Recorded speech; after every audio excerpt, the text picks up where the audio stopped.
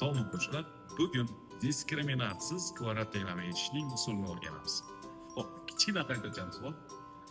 Bu yerda p va u koeffitsiyentlar, ya'ni yig'indisi minusdan p ga bo'lishi kerak, u qaytmasi esa u ga teng bo'lishi kerak.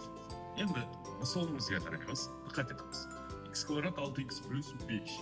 Bu yerda ko'paytmasi 5 ga, yig'indisi esa minusdan 6 ga bo'lishi kerak. Ya'ni x1 va x2 imiz minus 5 va minus 1 bo'ladi. Ko'paytmasi 5 ga, yig'indisi minus 6 ga. Hop, ikkinchi misolga diqqat etamiz. X kvadrat x minus 15. Bu yerda ko'paytmasi minus 15 va yig'indisi ham minusdan 2 bo'lishi kerak. Ya'ni bu yerdagi keskin ishorasi bo'lishi kerak. Bunda x1 x2 imiz minus 5 va 3 degan cho'plar chiqadi. Ya'ni ko'paytirsa minus 15 ga, yig'indisi esa minusdan 2 ga. Keyingi misolimiz, uchinchi misolga diqqat etamiz.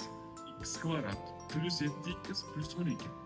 Ya'ni ko'paytirsak plus 12 ga, yig'indisi esa minusdan 7 ga teng bo'lishi kerak. Bu yerda ildizlarimiz minus 3 va minus 4 degan ildizlar bo'ladi. Ya'ni minus 3 minus 4 ga qo'ysa 12 ga teng, yig'indisi esa minus 7 ga. Endi sizlarga savol. X kvadrat plus x minus 20 teng bo'lgan. Buning ildizlarini toping. Javobni izohlarda qoldiring.